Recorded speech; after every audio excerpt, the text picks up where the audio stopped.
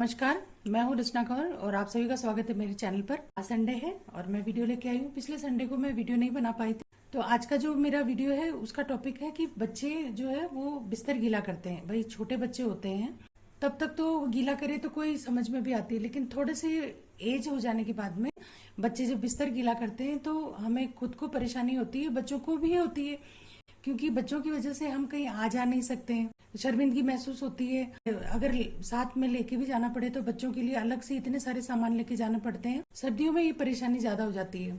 बच्चों की जो ये बिस्तर गीला करने की आदत होती है, ये एक तो होती है हार्मोनल, दूसरी होती है कि बच्चों को टाइम से अगर ट्रीट किया जाए छोटी उम्र से ही, तो बच्चे क्या है कि अपना काम खुद कर सकते हैं। जैसे पहले जॉइंट फैमिली होती थी, बच्चे की माँ को इतनी दिक्कत नहीं होती थी, बच्चे संभाल लेते थे। जब ये ऐसी दिक्कत आती है ना बच्चे को, जब उसको बाथरूम जाना होता है या टॉयलेट जाना होता है, तो बच्चे की एक बॉडी लैंग्वेज होती है, उसको समझना जरूरी होता है। छोटा बच्चा जो होता है ना, वो एक टाइम तक ही रोक के रख सकता है, उसके बाद में उसकी बस की बात नहीं रहती है। तो अगर उस पीरियड के दौरान हम उनको जाके और करवा के लेके आते हैं तो बच्चे को एक क्या है कि माइंड सेट होता है, बच्चा बहुत जल्दी सीख जाता है। उसको पता होगा हमेशा जब बाथरूम आएगा तो मुझे यहाँ जाना है, ना कि बिस्तर पे करना है। तो धीरे धीरे बच्चे को ये चीज समझ में आ जाएगी।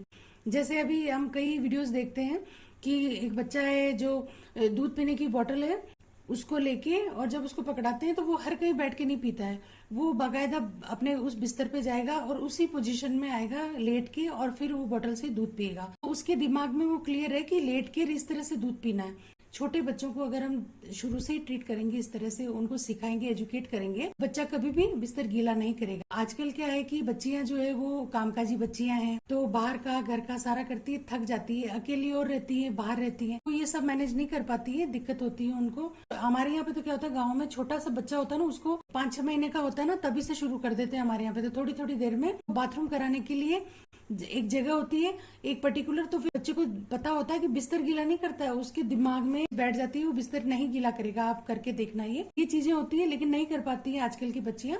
तो उसके लिए मैं आज आपके लिए ये उपाय लेके आई हूँ। आप ये करोगे तो डेफिनेटली आपके बच्चे की जो है ये बिस्तर गीला करने की आदत बहुत जल्दी छूट जाएगी, आप भी आराम से रहोगे। तो मैं ये उपाय आपको आज बता रही हूँ।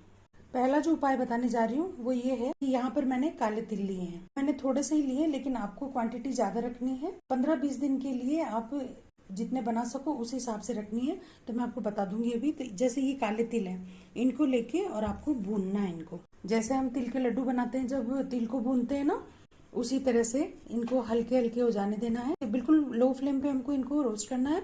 चट चट की आवाज अपने आप आने लग जाएगी, उससे क्या ये थोड़े से सिक जाएंगे। ये देखिए इस तरीके से आवाज आने लग जाती है। मैं बंद कर दूंगी क्योंकि हमारा जो ये पैन है ये भी गर्म है और इतनी देर में ये इसमें भी रोस्ट हो जाएंगे। अब हमें क्या करना है, ये जो हमारे सिके हुए तिल है ये एक बर्तन में लेने हैं। यहाँ पर मैंने ये गुड़ ले रखा है, तो गुड़ आप वही यूज करें जो जितना भी पुराना हो सके ना आपके पास में, वो गुड़ आप यूज करें, बहुत ज्यादा फायदा होता है उससे। तो ये पुराना गुड़ है, इसको मैंने कद्दूकस कर लिया है और इस तरह से इनको मिलाना है। तो ये देखिए इस तरह से आपको ऐसे मिक्स करना है और ऐसे जोर लगाते हुए ताकि ये तिल टूट जाए। सिके हुए तिल होते हैं ना, तो ये टूट जाएंगे। उसके बाद इसमें देसी घी मिला के, उतना ही मिलाएं जितने की ये बाइंड हो सके, और देसी घी होना चाहिए गाय का। इस तरह से मिक्स कर लें। मिक्स करने के बाद में इनको एक लड्डुओं का शेप दे दें। जैसे ये तो थोड़ी सी क्वांटिटी, आप ज्यादा लोगे ना, 15 दिन के लिए आप ये लड्डू बना के रखें बच्चे को। रोज एक लड्डू, एक नींबू के आकार का लड्डू आप बना के रखें। तो ये देखिए इस तरीके के लड्डू बनाने हैं। ये तो छोटी साइज का है, आपको एक नींबू के आकार का, नींबू से भी बड़ा हो सकता है, वो आपको बनाना है। और इसमें गुड़ अच्छे से डाल दें। जैसे आप 15 लड्डू आपको 15 दिन के लिए बनाने हैं बच्चे के, तो आप उस आधा किलो तिल के, काले तिल लेके, और उसमें 250 ग्राम आप गुड़ डाल दो। और इसी तरह से तिल को आप कर लें रोस्ट, और उसके बाद में कद्दूकस कर लें गुड़ को। गुड़ पुराना हो तो ज्यादा अच्छा है। और इस तरह से लड्डू बना के रोज रात को सोते वक्त बच्चे को ये खिलाएं आप, अच्छे से कुल्ला करा के फिर सुलाएं उसको।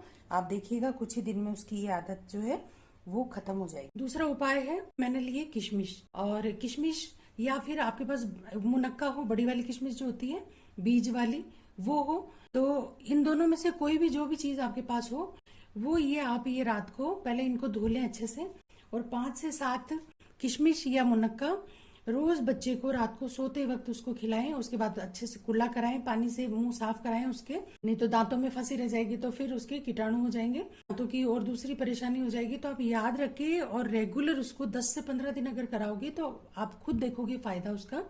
ये जो चीजें हैं ये बहुत असरकारक होती है, और ये घर में, क्योंकि छोटे बच्चों का घर जो होता है वो सब ये चीजें आजमाए होते हैं। डॉक्टर के हम बाद में जाते हैं, कई कई बार होता है कि बच्चों को बहुत सारी हम ऐसी दवाइयां दे देते हैं जिनके फिर बच्चों के साइड इफेक्ट्स दूसरे दूसरे होने लग जाते हैं।